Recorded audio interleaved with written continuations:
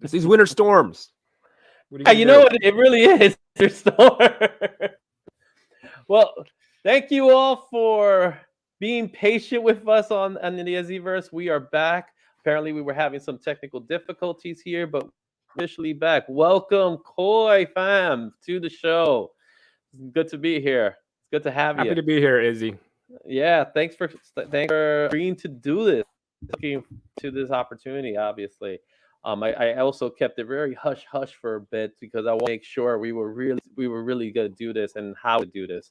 So my goal wasn't to go live originally, but we made it. So I'm really happy about the fact that we're able to do this now.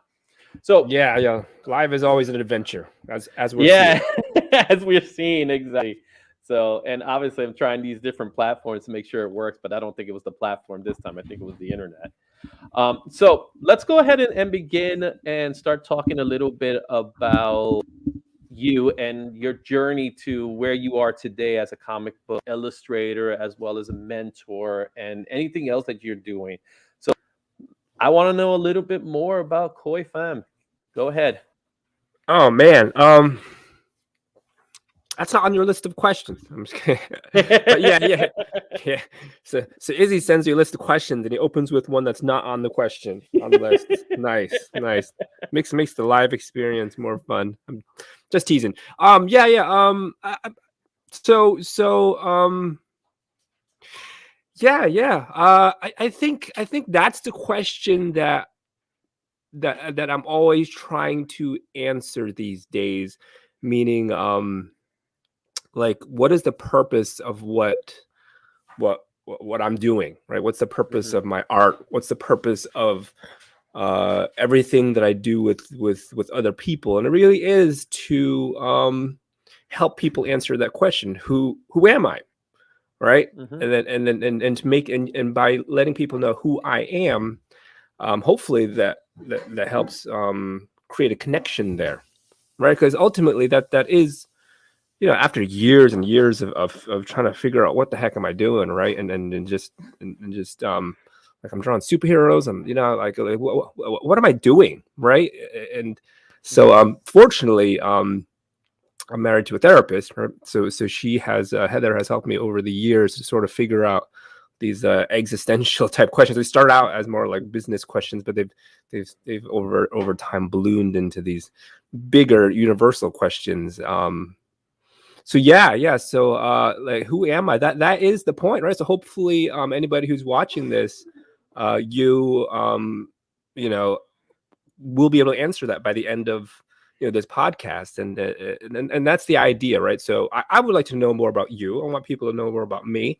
I want to know more about the people, the audience members. So all of this is just ways to connect and mhm, support each other, and just, it's like, we're all threads in a fabric, right? That's just how I yeah. see it, right? So the stronger the bonds, the stronger this whole universe, can be, and the more we can do together as, Mhm. as a tightly woven fabric that really gets each other. So yeah, like, that's I don't know, who am I? Let's find out, right? It's kind of Yeah, the let's goal. find let's learn a little bit more about your I guess we'll say your journey into this industry. I did my research. I watched actually some other videos that you were part of. So just to find out a little bit more about you in particular, and I learned a lot of things that you and I were related to. We actually have very similar beginnings, though yours went further than mine because I stopped. I took for personal reasons. I stopped doing Yeah. the craft for one reason or another. But for the most part, I've always been involved in some way, right? And the reason why I'm telling you this is that I heard about 10-ton studios, and years ago, roughly around the same time you were starting to build up, I, alongside with a group of other creators in New York City, were building up this comic book collective that we call Pronto Comics. I don't know if you ever heard of it or anything like that. It's a small New York-based group of guys and gals that got together and just started collecting comic books. But it was in the same capacity of just a whole bunch of people getting and just making a book, right? We realized Yeah. that Yeah. particular time, we realized that no one's gonna buy our stuff unless we do stuff. And we just started, we started with anthologies. Everybody had like a 5-page anthology and so forth. And They were we huge back in the day. These yeah, so anthologies. it made it easier for everyone, as far as the skill set goes. Some were really good, some was so okay. There was some writers and everybody, but everybody was involved and everybody was excited about it. I want to talk a little bit more about how you got started in comics in general. That is one of my questions. So how do you got started in Yeah. comics in Yeah. general? Huh. So how I became a supervillain story, right? Yeah. It's Well, I mean, okay. I mean, Spider-Man, comic strips in the newspapers, right? That was an early significant impression in my timeline, right? If I were to Mhm, map my life on a timeline, there were certain things that would jump out, right? So just having access to Spider-Man in the daily comics was daily newspaper was great. Um, Seeing the Spider-Man cartoon on TV, right? And it bugged me, but back then we appreciated everything. Izzy, like that the Spider-Man with the webbing wasn't drawn all the way through his costume. are you talking about the 67 version? Yes, 67, right, Yes. right, yeah, right. The Yeah, classic, 67, right, yeah. I right, got the right. collection, so I know what you're talking about. Yeah, yeah. So there was that. So, but it was always as appreciator Mhm, of the character, right? And I mean the character obviously has connected with a lot of us in terms of what the character stands for, and we kind of see what Stan Lee mhm, wants to communicate through him. But I didn't really start thinking in terms of creating this sort of stuff until I was young. I don't remember. I might have been like 4, 5, 6, mhm. around that age, under 10. Yep. And I went to my parents took me to their friend's house, and one of the one of the kids of those people, he had left a drawing of Spider-Man on the table, right? It was a pencil drawing on copy paper, and it was colored with colored pencil, I think. And I was like, it was well done. And I was like, wait a minute, like I can actually draw this character, because like at school I was drawing you know Woody Woodpecker, Pink Panther, you know Donald Duck. That was complicated, that people couldn't get the beak right, so that was fun. But to actually draw Spider-Man, um like that opened a whole new universe for me, where it's like, I can draw superheroes, not just cartoon ish type characters. So that really opened my mind to drawing that. And then of course that meant really diving into the newspaper comics, than actually buying comic books. So there was a kid that I knew growing up, a few kids that I was friends with, they got comics, right? So I would ask them to buy comics for me, and it just kind of grew and grew, like most of us around that time, Mhm. right? Yeah. But I always gravitated to drawing. I really liked drawing it.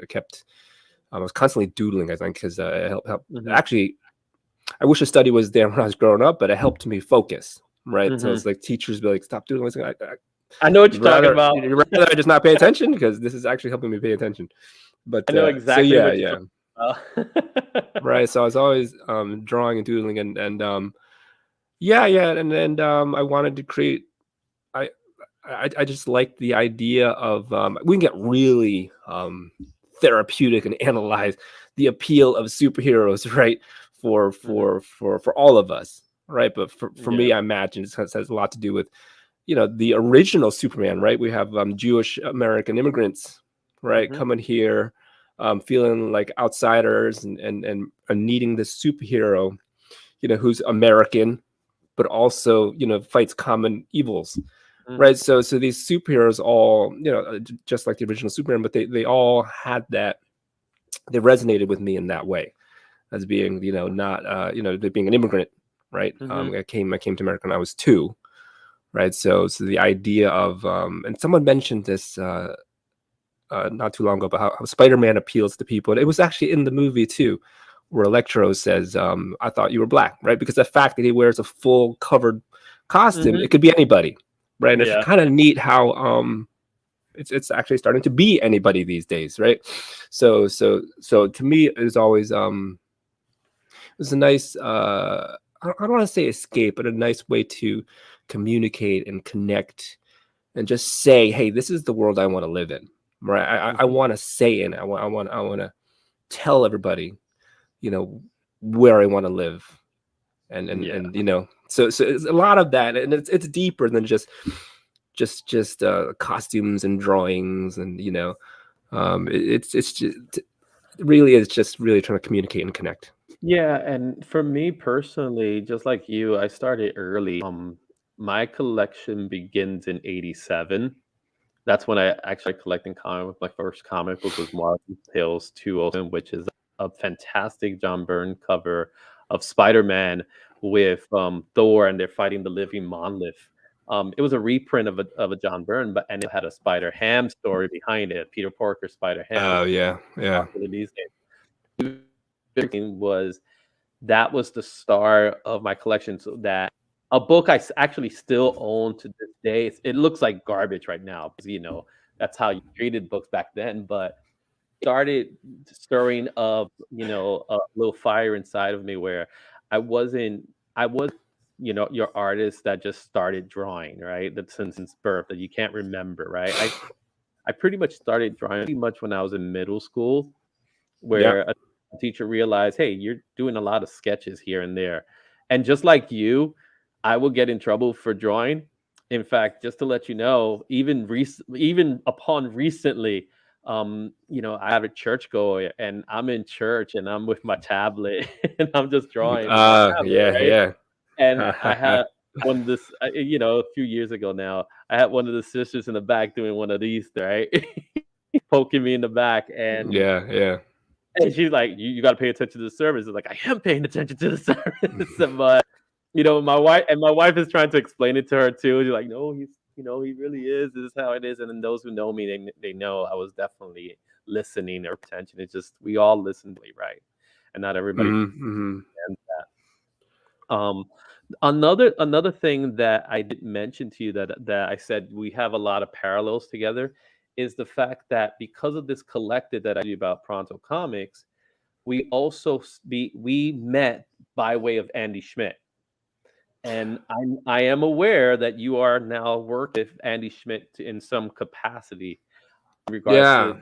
comic experience. So I am actually an alumni of the comic experience, and Oh, yeah, okay. so like I said, whole world as we say it, right? Um, Yeah, yeah, and things like that. But it started. I'm trying to remember the year. It had to have been like 2009 or something like that. 2009, 2008, around that era. I know the one thing I do remember is that the Wolverine Origin movie came out that year, so I want to say it's around that time. yeah, yeah, So that's how I started getting into the business. Not just as a fan, but as a professional in some way. yeah, Nowhere near your capacity, but still being involved in being in shows and things like that and doing sketch for people. I think that doing sketches to me is some of the most fun things to do sometimes. Um, yeah, and and for me personally, when people say, "Hey, I want your sketch," and you're like, "Okay," and you doodle something that for you personally, it's probably not going to take you forever because you probably drawing that drawing so many times that to you it's like it's just something, but that person, it's like this is amazing. This is great. This is awesome. And they start posting these drawings out and like that.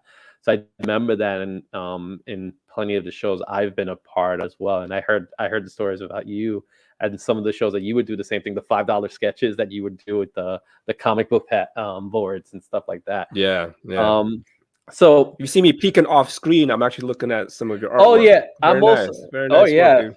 oh yeah, I didn't even know it was still out there to tell you the truth. But one of the things that I did like about your style in particular, is that there's just a level of simplicity that I was seeing, and things like that. So what I like to know is what creators inspire you to kind of like make your style, built your style and how it came out. Because I do Yeah, see yeah, some creators in my mind. I see some creators. yeah, yeah. So this is funny. And brings me to an area that sort of makes me cringe in terms of what I used to say to people trying to break in and find a style. But it's kind of a long-winded answer for this. But so the artist I grew up with, big fan of Paul Smith. So I grew up reading a lot of X-Men. Right. Who didn't at that time? Right? Yeah. Just right. Like all 100 X-Men books. Right. So, but the flagship. But that's actually before the Jim Lee X-Men. So I'm an old head. I've been reading this stuff for a long time. Yeah. So it was Claremont. There was Paul Smith. Yeah, the whole crew. So Sylvester. X-Men fill-in artists were amazing, right? So we Yeah. got like sometimes you get like Rick Leonardi, sometimes you get Barry Windsor Smith, Art Adams. So to me, the X-Men books just constantly gave me a nice variety of artists that kept me interested, right? But I found that I liked a lot of different artists. So in terms of who influenced me, they all did. But here's how it breaks down. And I've said it before, but I'll say it again. I used to say my plan was just pick my favorite artists or the ones I think would be successful, right? And sort of just synthesize all the pieces that I liked, right?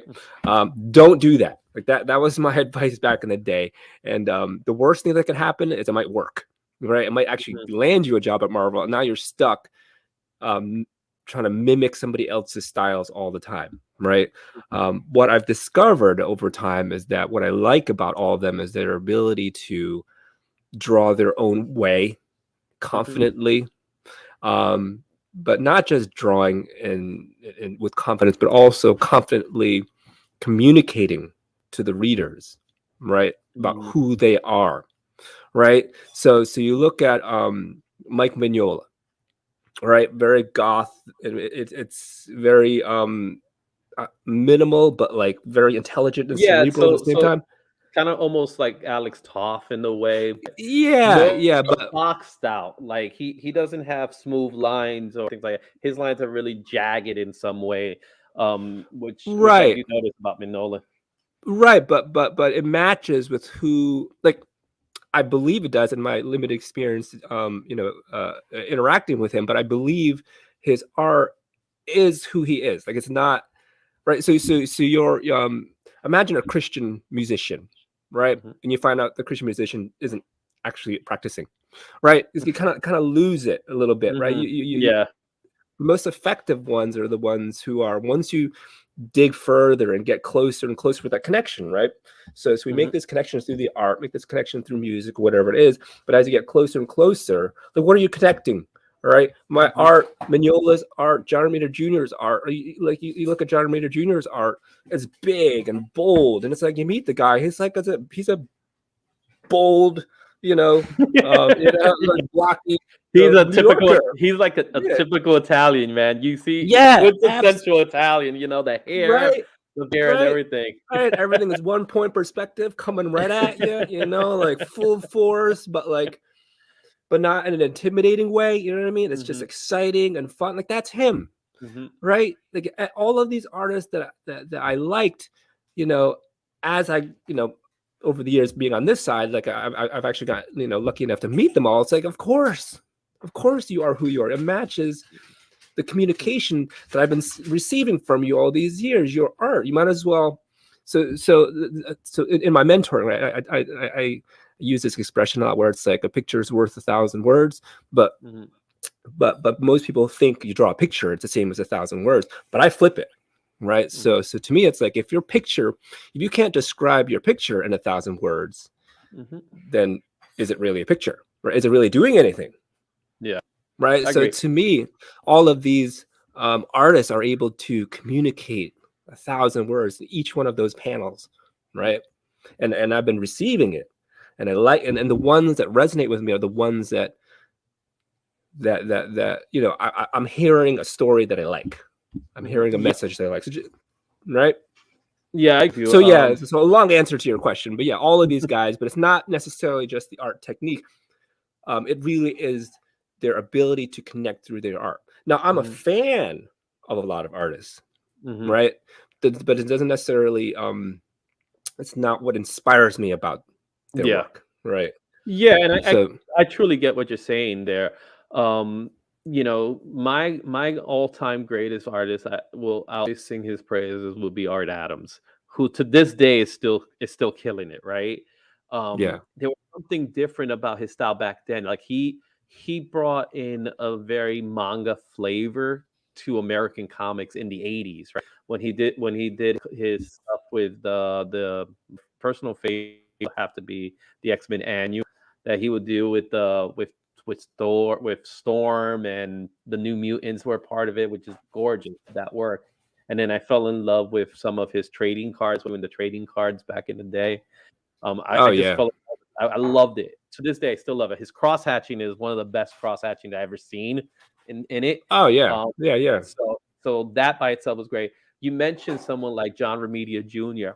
When I first got into comics, John Remedios Jr. was one of those guys that was everywhere, right? He pretty much drew the entire universe, right? He was kind of Yeah. like Stan Lee, an artist, right? Where he's like he Mm, but at that time I wasn't a fan. I wasn't a fan. Not because I didn't think he could draw. I knew he could draw, but it was just his style just didn't work for me. Then as I've grown older and more mature and more wiser as an artist, I re-looked work, and I started seeing things that I didn't notice before, that I was like, mhm, this guy is just amazing on how he does things and how he's able to guide your eye. That's the thing I noticed about John Remedia's work in particular, mhm, is that you watch a panel and it's telling you with his panel, you're going to that panel next. He's doing it in a way that you don't, it's subconscious to know he's doing it, but he's like purposely telling you to go there, go there, go there. Like where an arm will a certain way, and that arm is going to lead to the next part. So that's when I started really looking at his style in particular, and again, still wasn't too crazy about it. But then when he went back to Amazing Spider-Man, when he was doing with Straczynski, I was like, this is some of the stuff I've seen in years. And mhm. to this day, I still love his work. I'm looking forward to his new Spider-Man run. I'm really excited to see. I also love his Batman Punisher. His Batman Punisher is one of my favorite books. It's a really fun book to read, especially his Punisher is one of the best Punishers out there.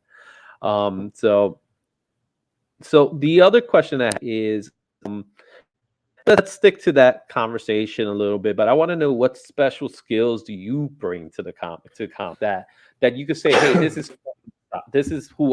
my style. Yeah, a special skill, huh? Well,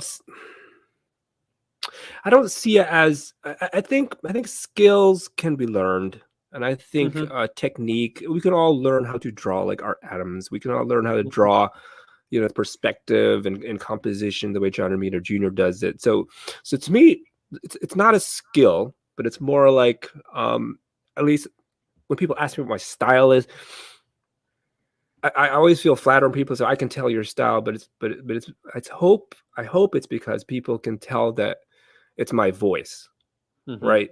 So yes, Eddie Van Halen, the late great Eddie Van Halen had he has a style, but Hmm. you also knew that it was him, Yeah. right? Like so to me, it's more like what I try to do, and it's just a repeating thing that it's kind of a theme that I use is that I follow, is trying to connect with people, right? Mhm. So if anything, I'm hoping that people can.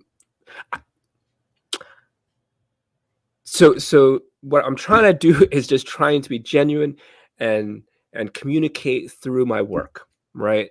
And if it resonates, then that's great, all right? And that's really what I try to do. And I don't know if it's anything special. I don't think any of this stuff. I mean, everybody can have an intention and a purpose in what we do, and everybody ought to.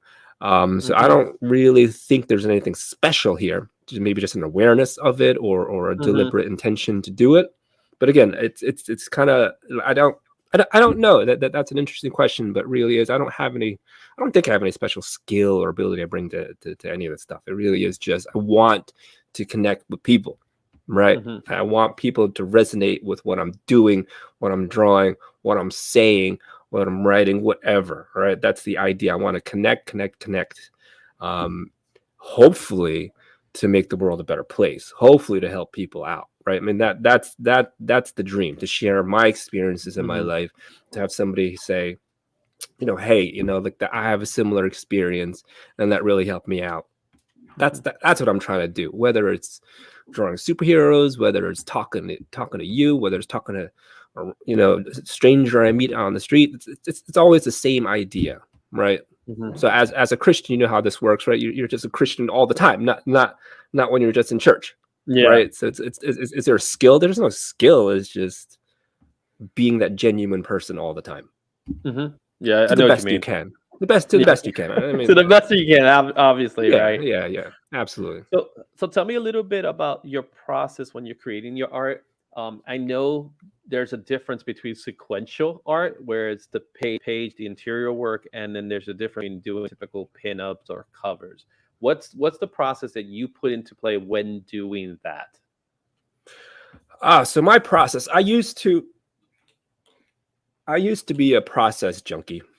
Mm-hmm. Right. I used to just YouTube and Google and research. How did you do this? What tool did you use? And what's the perfect pencil? What's the perfect brush? What's the perfect ink tool? All this stuff. Right. And I have literally a warehouse unit of arts tools and supplies I don't use.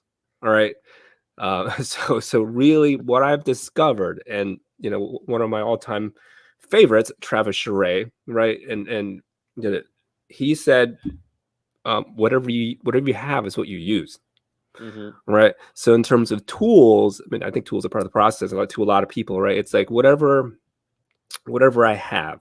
In terms of the process, I used to be, it's still there because we're sort of trained this way in terms of how we're kind of, at least I was, but I think a lot of people are, if not everyone, is kind of taught to approach drawing superhero comics a certain way, like learn anatomy, learn perspective, learn this and all this stuff, and learn how to draw everything, blah blah blah blah. My advice used to be learn how to draw everything. Terrible advice. Don't listen to me. All right. My new advice is think about, it's gonna be a broken record. Think about what the heck you want to say, all right, and then figure out how you're gonna say it, and that determines what your tools are, and also determines what your process is, right? So to me, I have found that when I just sit down, so what I do now is when I sit down, whether it's a cover or a sequential page, all right, I spend a good amount of time visualizing it, right? And then just sort of like, I do like the doodles just to keep my hand busy while I'm thinking, but I'm not married to any of these doodles. It really is, I'm constantly thinking about what am I trying to, what do I want to say as a creator, right?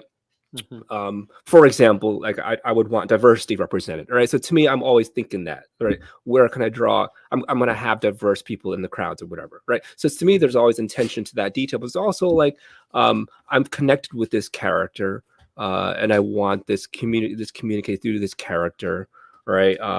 So to me, I'm always thinking about what the character stands for, what the character, how the character would feel, really just sort of like method actors, I guess, right? Just sort of get in there and think about what message you want to communicate, right? And it could be, usually it's a feeling of hope, a feeling of despair, feeling of bravery, whatever the feeling is what I try to lock into a lot of times, right? Right. So if it's a page, then it's like, this panel starts with hope and ends in despair. How do I take people on that journey, right? So understanding these concepts and these feelings and all this purpose without actually starting to draw, right? I spend a lot of time just thinking in terms of, what feeling am I trying to connect with people on? So once I have that figured out, then like how some GPS, if you enter an address, each letter you enter, more letters get knocked out, right? Because you're limiting the number of options, right? So by doing this, I find I knock out a bunch of letters, right? Because I want to communicate despair. Bam! I've already knocked out. Did I just whack my microphone? I had knocked out like half the letters in the alphabet, right? Versus just kind of like doodling and figure it out. All right. Mm-hmm. So when I do this, I find that it's the same amount of time as when I actually just start drawing and erasing and drawing and erasing and drawing and erasing and figuring out what the heck I'm doing. Right. The same amount of time, but I go through way more lead and way more erasers. All right.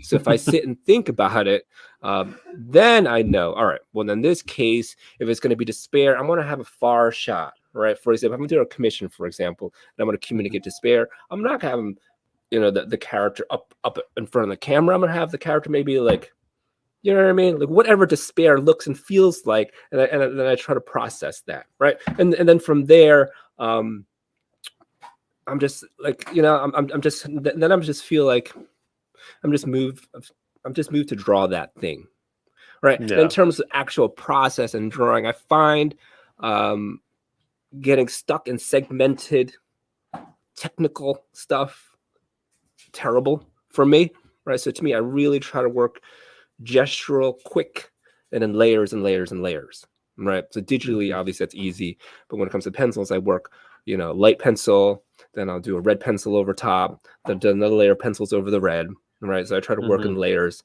because I want to keep it flowing and getting the feeling communicated, right? Versus technical, like a good song, right? If it could get overproduced, it loses the feeling, loses the soul of it, right? So I try to avoid. It's gonna get produced. There's no way to avoid it, right? But leave the producers out for as long as you can. Yeah. Right.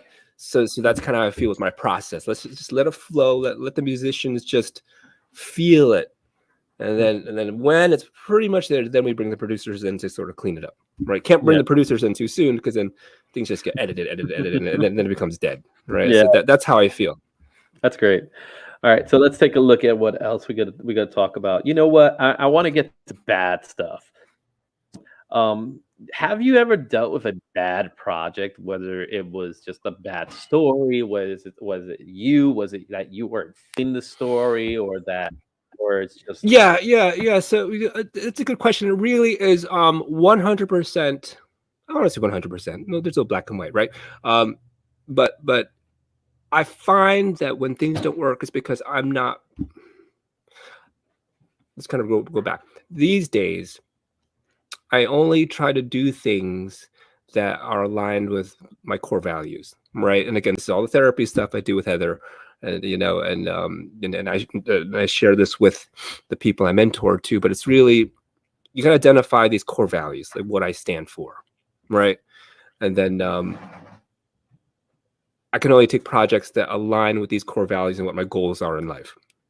Right. So a lot of times it's not the project. It is, for me, it's like being overextended a lot of times, taking things where I don't have the bandwidth for. Right. So that generally is what makes something bad in my experience. Right. So it really is just being able to say no to the things that, like Marie Kondo says, right? In terms of you got to pick things that spark joy, makes you feel expanded. Right. And if you don't understand what makes you feel expanded, makes you, sparks that joy in you, you just kind of like stumble around. But I find that it when it aligns with my core values, I'm more expanded to do it. Right. When it's not, it's that expression holding it left holding a wet napkin. Right. It's a lot of times it's like, oh, I don't want to hold this anymore. Right. So everything, the more things are aligned with what you stand for, the easier it is to make it go, right? And the things that don't align, they just stick out, right? And they're sore spots. So in the past, where things didn't work out, it really was because I wasn't working from a place of goal oriented, core value oriented type decisions, right? Yeah, and I think it's something because I've worked on things and then sometimes they just won't get done because I just don't feel right. It's like something here is, I don't know whether whether it was me, but whether I was going or something at the time, it just doesn't happen. Right, Um, right. It's mindset stuff. It's the mind stuff. It's not the yeah, project. It's the mind stuff, right? you know, And and it you, is like yeah, Isaac Ribic, also another one of my favorites, right? I read an interview with him, which was illuminating for me. Someone asked him what story what character you want to draw, what story, what maybe the character, what character. And he said, I don't really care about the character. Just give me a story that matches with what I want to do, like how I, like, mm, and it's like yeah, that's awesome to be able to say no to mm, projects, right? yeah, And just say, I'm gonna do the ones that are aligned with what I like to do, hmm, right? And it's like that's amazing, but that's what it takes, right? hmm, Because once you take something that doesn't, now there's an opportunity cost there, right? Where it's like hmm, now you're stuck doing this, and you can't accept something that's aligned because you're busy holding this wet napkin now, right? So the yeah, fear of going without, I think, that's like a lot of this is mindset stuff, right? The fear of going without causes us to make desperate, you know decisions that are not aligned. All right, and now hmm, we've sacrificed an opportunity to be doing something else, right? So it's got to be patient. It's got to be like, hey, like Esad, just take the things that are aligned with what you do, and if it doesn't, politely decline. And that is a tough one. Saying no is tough for a lot of people, yeah. right? Especially when you need work, right? You need to work, Yeah. and you like, I Hmm. can't say no to this, even though, and it becomes like that actor that just does that job for the paycheck, right? You just phoning it in, as they say. Yeah, but then Eh, you get into the grind, right? You get into the grind. This is where yeah, again, if you're married to a therapist, then awesome. Otherwise, I don't know how people can get through this stuff and figure this stuff out, right? In terms of like the mental aspect and you need that support and just the yeah, because it is so much about the mindset in terms of I need this, but do you need it, right? hmm, And when you get it, what price are you setting, right? There's so much stuff that goes into this more than just drawing, right? This hmm, is where it gets crazy. Like what we do, the drawing is it's not the only part, and one might say it's the smallest part in hmm, terms of how it applies to our life, right? How does putting lead on paper do anything to make our world better? It doesn't, right? hmm, Not by itself. It is that connection in the money, right? There's nothing wrong with demanding your worth, right? yeah, And it's that money that helps things move along, right? And actual exposure, not I'm one of a million people who get exposure on the back end. Not that, hmm, right? Like actual things, real things, tangible things that literally pay out. All right. Those are the things that you should be demanding. All right. Not hmm, you, but just artists in general, right? And then it really is this fear of famine that causes us to take less, and it keeps us in that cycle. Or versus, hey, I got bills to pay, right? This is how much I need to make per month. So this is how much time I got to work on my art. hmm. Dollars needed divided by hours I got. That's how much I'm charging, Yeah, and you don't yeah. waver. I know, and in my day job, we'll say, I had this one particular job that I got, and it seemed promising. It was close to home, like, good pay, decent pay, I'll say. And within a month, I hated there. I hated working there. But again, no aspirations. I actually just got laid off of a job, and I'm fortunate enough to not be unemployed for too long. Hmm. But and I stood there for 2 years, and in that time, I hated the moment of going to work, right? Even though it was just a hop skip away from the house. And then one day I got the "Can you come to our office?" And they said, "We gotta let you go." That was the moment where I actually smiled, because, like, thank you, and in a way, I was like, "Thank you for getting rid of me." You know what I mean? Hmm. Yeah. And it was a good experience of something that's like, you know what, moving forward, I don't want to be in that position again. If it happens, it happens. But moving forward, I don't want to be in a position like that anymore. Thankful to have, but the reality of it is that we have to start thinking about what makes us happy in whatever we do, not just art in general, but just Yeah. Yeah. so whether it's, spiritual, whether it's family, where what it is, right? I have Hmm. more joy now with my family not doing things that I did when I were doing 100 of things, right? And now Yeah. this particular experience that I'm working on right now, this is just another stage in the life of Izzy, as we that's the purpose of the IzzyVerse, as just everything I love, I'm sharing, right? My number one love will always be comic books, right? Comic books is Mm. what I started with and I'm going to stay with, but I also, there's other things along with it, wrestling and, you know, you know, church and things like that. All that stuff is part of everything to me personally. Um, let's get into, because I know where we had an issue with our time earlier this morning, but let's get into some of your work. We're gonna look at some of your work, and I want to see if you could just talk to me a little bit about what you were thinking about, Sure, if sure. you even remember it, because I did dig some of the stuff here. So I'm gonna go ahead and I am going to put up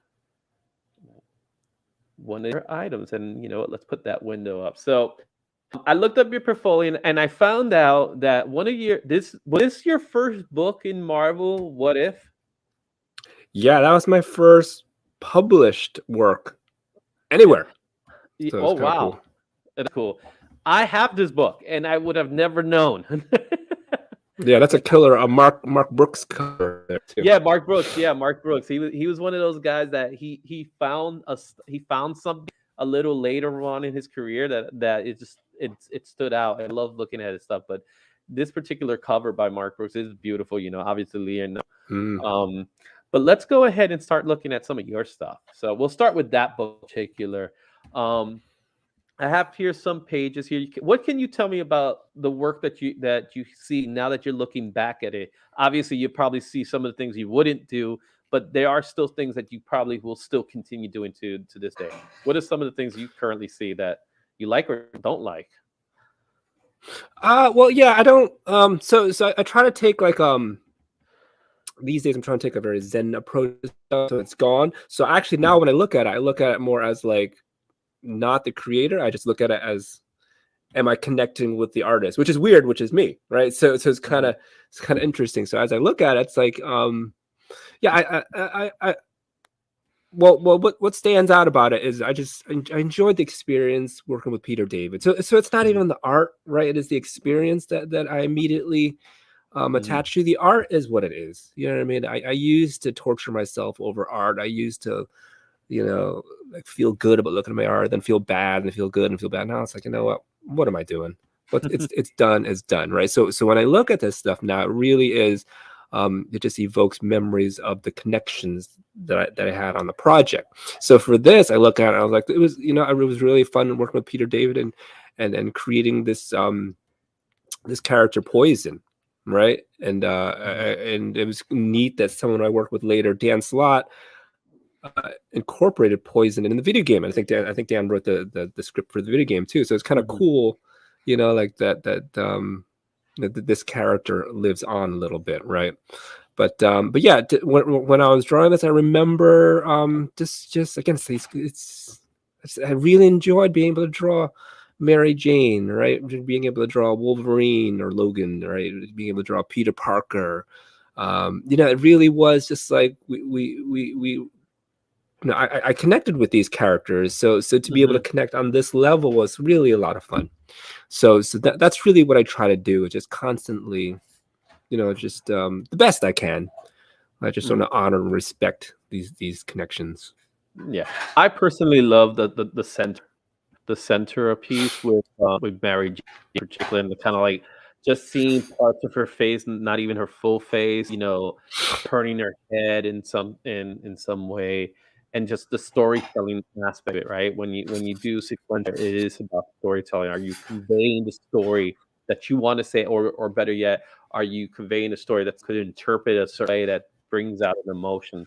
Um, Yeah. That is something that I've always made it a point to be able to, because our job is to communicate, right? Even mhm, before that, I understood about connecting and message beyond the work. Um, I've always tried to make sure the writer's message was being communicated clearly. So yeah, so I'm glad you appreciate it, because that was deliberate. Yeah. So I have here some work from a book that you're very famous for, and that's the Incredible Hercules. I saw this image, and obviously it's not color pages, but I love seeing black and whites as well. That that splash page in particular, especially with that one armor being that it's like you're at the point, you're at the POV of that person. So theoretically speaking, you are that person in this image. Yeah, What yeah. what kind of stuff is going through your mind in doing something like this, especially with the time that's involved in it? Because I can only imagine how long something like that took you. Oh, yeah, yeah. So for something like that, again, it really was just in terms of perspective, right? It really is. I'm glad again you picked up on that because I try like if it's about connecting with the audience, right? What's better than plopping the audience right in the action, Mhm. right? And the most exciting seat possible. And then that's what I try to do a lot.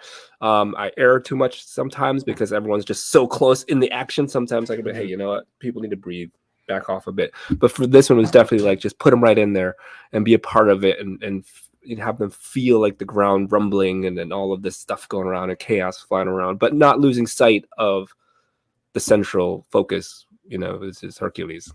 So yeah, I mean that's just. But again, I was just trying to communicate his despair and anger here and frustration. Great. Let's take a look at another one of your books. Something that you're also known for a lot for the Mighty Avengers, and you had a couple of arcs in Mighty Avengers, which also included some Hercules involved in it. And a little bit about Mighty Avengers in particular, because I heard some stuff about Mighty Avengers and some stuff that you were saying about in particular, but I will hear more about it.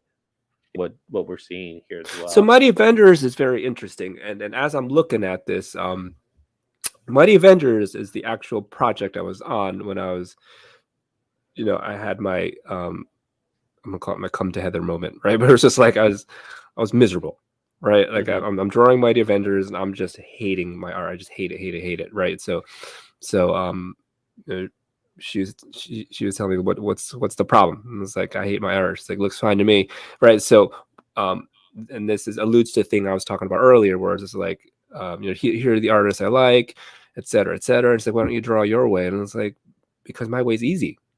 And it's Hmm. like, and before that question was like, when you draw your way, what happens? It's like people actually like it. It's like I think people actually like it more. It's Hmm. like, well, why don't you do it? It's because it's easy. Then what's wrong with being easy? And it's like, because I never went to art school, because there are other artists who are struggling, and I'm here drawing Mighty Avengers. I don't deserve this, right? I'm like, if it was like this just isn't fair. Like all these stupid agreements that I think people make, right? But that was one of the big ones, right? Where it's just like, I need to just struggle. I need to hate this. It's a stupid mindset thing, but you can see from the beginning of Mighty Avengers run to the end, I can tell there's a comfort in art style change, Hmm. right? And I start to feel more and more confident.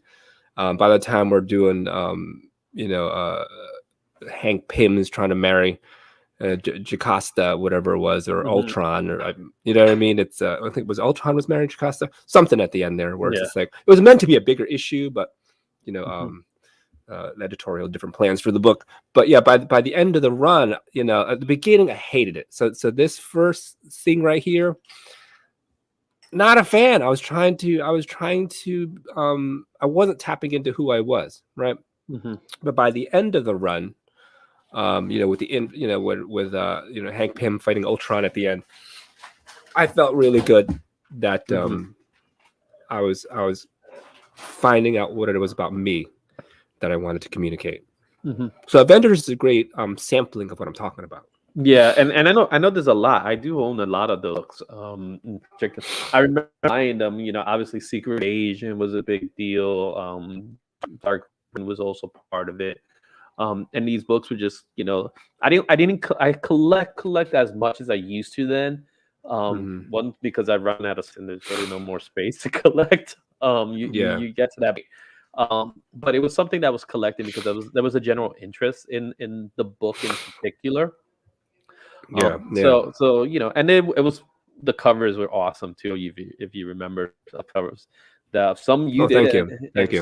some you did, some done by other art as well, and there were like a lot of homage Oh yeah, covers as well. Marco Yeah, Djurjevic, amazing. yeah, great Yeah, stuff. I love his stuff. All right, yeah, what yeah. what we have here is X-Men Legacy. Now, I personally love Legion. And this was one of those characters that I went crazy in the flea market trying to find his first appearance when they were bringing him back to the story, the Age of Apocalypse story. I don't know, I just went crazy trying to find his first appearance of it. Yeah, yeah, But it was something about Legion just different because of his multiple personality complex that he had. There was more based in reality with that character than you found yeah. in other. So, talk to me a little bit about this particular run. So yeah, this one was a lot of fun. So all the writers I've worked with were awesome. I mentioned Peter David, Mhm, Brian Bendis for the first part of Mighty Avengers, and Dan Slott for the second part of it. And then this was Mike Carey. I think was a big author writer for most of this X-Men Legacy run, I believe. Yeah, yeah. mhm, Mike is great too. So I mean, it really that's the first thing that jumps out, you know, and then the whole creative team and the editors, all of it. I mean, those are the things that jump mhm, out to me. But in terms of the actual art, again, it's all couched in like my journey of you know, finding out what the heck I'm doing. Right. I feel terrible for these editors where it's just like I'm constantly trying to find my voice, right? And the style changes with it. So in every mhm, project once, you know what I mean? It's like mhm, you go on the run and you just figure it out. And you know, and that's just that's what I think when I see this stuff. Right. I mhm. see it as just trying to find my voice and trying to figure out, you know, what the real me has to say about things. Awesome. All right, then we go to D. So I was looking at this. I was looking at these particular panels, the DC panels with Dane, um, who at first I wasn't a big fan of Damien. I'm a Tim Drake guy personally, but then again, we always seem to be fans of the character on the spot that we start collecting, right? So when Yeah, they get yeah, yeah, replaced, you're like, I don't like for example, I'm a Wally West guy, and I yeah, love yeah, Wally. So when Barry came back, I was like, Barry's cool, but I want Wally. You know what I yeah, mean? yeah, yeah, yeah, yeah. Things like that. But the one image I really want to look at is that last one, the last panel, where Damien is channeling his inner Wolverine. What was the process behind that? Because that's what I see. I see him channeling his inner Wolverine. Yeah, so for this one, editorial work was very they stressed getting him right, Damien, which drives me crazy because I work really hard to get him right, and then other artists, I was like, they didn't. Why did they give these other artists a hard time? It doesn't match the model sheet, but I digress. But I'm glad that it worked through because Damien's my favorite guy. I never read Batman and Robin. Or I read again, I was a kid, limited income. Most of my books were Marvel, and most of my Marvel books were X-Men, right? So I Mhm, did read like Dark Knight and certain things, mhm, but not a whole lot of mainstream, you know, the flagship Batman book. So I didn't have a preference, but you know, Ben wrote this story, and I just love Damien in terms of he's just a jerk. Just you know, like I just love that he's just bad with people, and maybe that's how I feel about myself, right? To me, this is mhm, like being misunderstood, and it's like, yeah, he comes across as a jerk, but he's not, you know, like there's a kindness in there somewhere, right? mhm, Right. So I like that about him, right? mhm. And being able to channel that frustration, and you know, because he knows he knows stuff too, right? So Yeah, that's what I like about it. So yeah, when I do this stuff, really is trying to get, you know, the feelings out there. yeah, because he is a bit of a jerk, but it's because he was raised to be the best of the best, right? So I think of a character like Sheldon in Big Bang Theory, where he believes he's better than everybody else because he's the smartest person in the room, but he really isn't the smartest person in the room sometimes. He's Hmm. just intellectually he is, but socially he's not, and it's challenging for him. And I think in Damien's case, he's one of those characters that is like, I'm supposed to be the leader. I'm the guy that's supposed to be telling you what to do. I'm the guy that's because I was trained to be that guy. Um, Hmm. and there's a lot of that. And then a lot of times with Damien particularly, there's a lot of, you got to sit down. You got to breathe. You got to take a break here. And Hmm. he doesn't want to. So took a while for him to grow on me, but he ended up growing on me. All right. I saw this cover and I just went, this is sick. So, what was this all about? Yeah. So yeah, I do a lot of variant covers, which is always a lot of fun, right? So this one was, I guess, was for the Immortal Hulk series. So they had a whole bunch of Immortal Hulk variant type things where, they were what do you call it? Metamorphosizing, transforming from character to character, from image to image. So that was the idea. So yeah. So, and I was thinking like Hulk, Mhm. Hulk smash, right?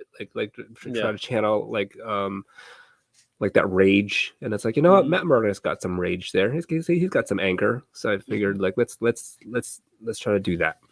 And Ram Fajardo, I hope I'm saying his last name right. Crushed the colors, killed it. The colors are great, especially the way they blend into the next image, but not in just your typical gradient form. It's just Yeah, like it's almost Venom. It's almost like Venom like in a way. The yeah, best way I can think about it, because you see like the veins and things like that.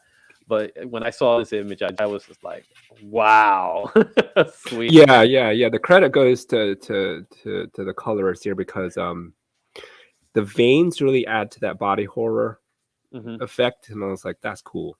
All right, so Yeah. that's really, I love when artists can communicate, right? So in this Hmm. case, um, excuse me, Ram was able to communicate, you know, that message through, which is really neat. So I got a little other things. We have here some drawing sketches that I've seen. I saw this one and I immediately thought of, oh, Deadpool versus Deathstroke. So was this something like a commission, or this was just you just having fun with the two characters or something like that? Yeah, it was a commission. I don't have Mhm. time, and because I don't generally draw for fun Mhm. anymore, because in terms of core values and aligning goals, like you said, you know, there Yeah. are other ways to connect with people, and then drawing for fun is so yeah. It's a long answer there, but a tangent. But yeah, this was a commission, so that was great. That was fun to do. Yeah. It's like Deathstroke is not. everybody Yeah, wants a Deathstroke is not fun to draw because all that gear. But we were saying yeah. everybody wants what? No, everybody wants Deadpool Deathstroke, because of the comparisons between the two, obviously. Yeah, Sometimes I understand, but at the same time, Deadpool has become such a different character than the Deathstroke character that it's just immediately different now, and I don't see the comparisons other than the original name and the joke behind it all. yeah. So now this, I took these two in particular because I have a little thing to share with you. I see your shirt. I My already saw your shirt. Yeah, You saw my shirt, right? yeah, I have daughters. One is Jubilee, the other one is Smith. So therefore, I had to. yeah, So I yeah. remember, I remember you posted the Jubilee, and it's actually one digital arts that you drew that I actually got to see. I was trying to see if I could find it. I couldn't find it. Did you pull them out, or did it just Yeah, show I up pulled there? them because I put them on my website. Mm. Yeah, so I was looking for it. I was like, oh, I can't find it, but I loved it. So, I love the way Phoenix is with her eyes, the way they are with the black eyes. It's I had to. I was like, I got to show these two. So that was Yeah, just me. thanks. Yeah. I love that classic heavy eyeliner around the eye look, right? Silver Surfer. It's something about it just really works every time. Yeah. Right, and then I took some other ones that I saw here. Obviously, the Robins. We talked a little bit about the Avengers piece that I saw that was really nice. Opportunity to see Doctor Strange and your version of Spider-Man, because everybody seems to have a version of Spider-Man. Hmm. It's cool to see that everyone has a version. Like there's those that gravitate more to the Dicto or the Remedia, and then you're starting to see a lot of the McFarlane's versions of Spider-Man.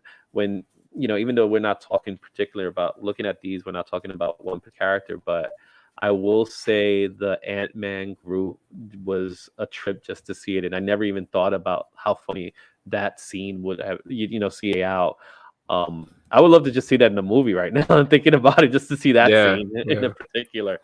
Yeah, So that was for a convention, and the convention organizer asked for that, so that was on their program. So all credit goes to that organizer. I wish I could remember.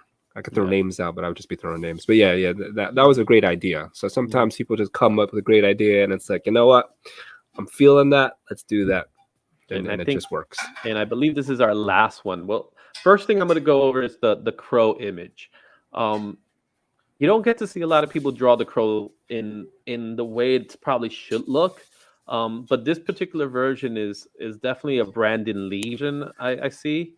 Um, Yeah, Again, was another commission piece? Was it just you draw? Someone asked for it or something like that?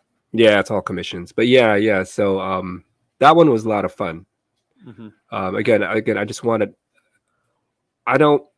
I've never actually watched the movie, but I've always enjoyed it. Brandon Lee always came across as just he's had this swagger, Hmm. right? And so I was like, you know what? Whatever I do with this character, he's gonna have that swagger, like come at me, It, bro. And that's what I was trying to go it for.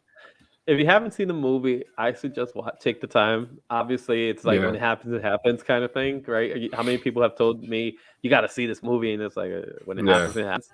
Um, for me, The Crow is more the soundtrack. I love that Okay. soundtrack. So What's that's who's on? Is it? I imagine The Cure. Am I wrong, so or is it heavier? The Cure is definitely in it. They have one of the best songs in that album, but it's a complete soundtrack. So Okay. the soundtrack exists the way they do today, right? But Yeah. you have the Cure, you have Nine Inch Nails, Helm, which is I another remember fun band. Helmet. Yeah, Helmet. Industrial metal. I mean, Yeah, back so in it the was a day. very heavy industrial rock album. Yeah.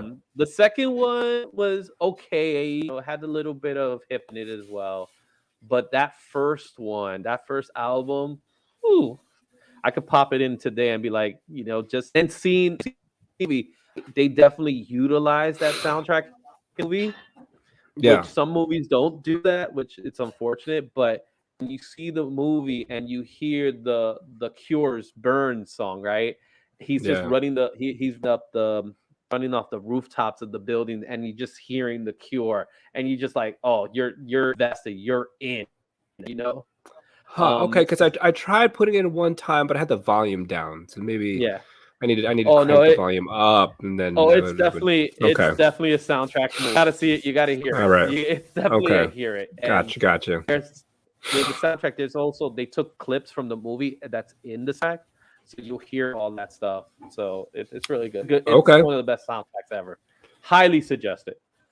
Incredible piece though is another piece that's dear to me because I've managed to.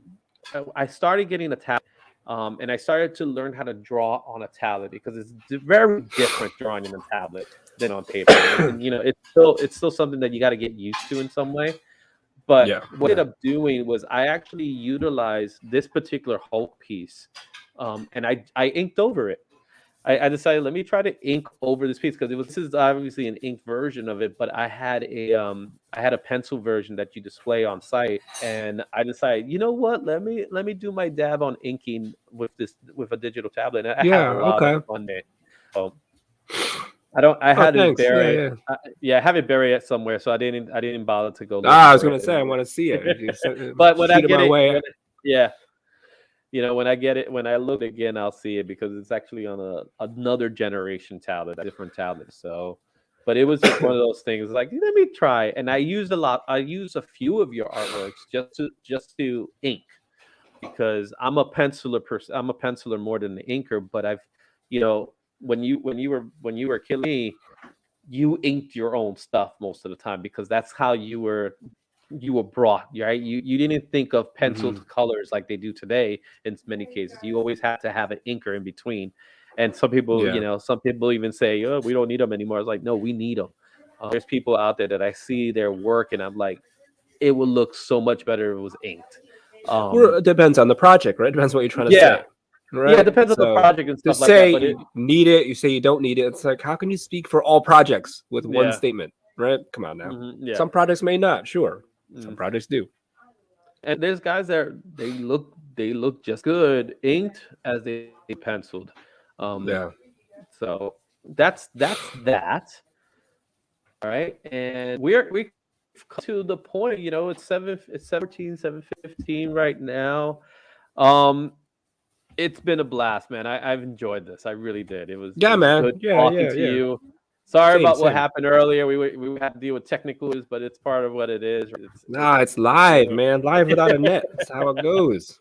So, thank you for your time. I really appreciate it. Is there anything else you want to share with us before we let you go?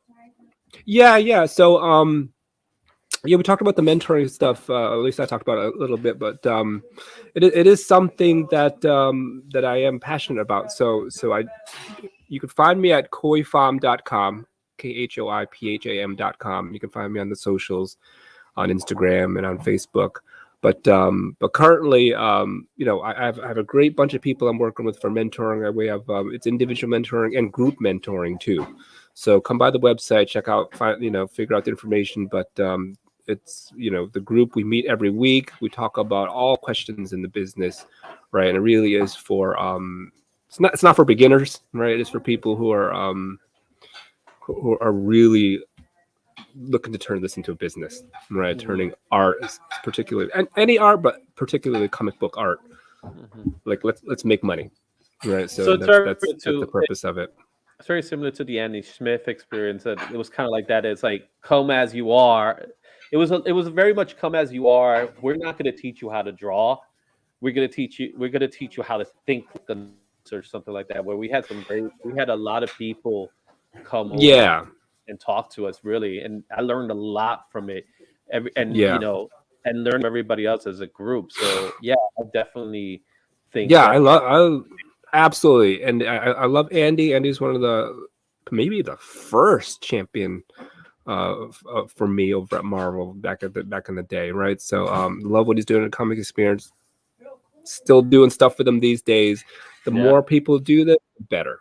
Do you know what I mean? The more support we offer to each other as artists, the more great art gets created, the more we continue to condition people to expect art to be a part of their lives, right?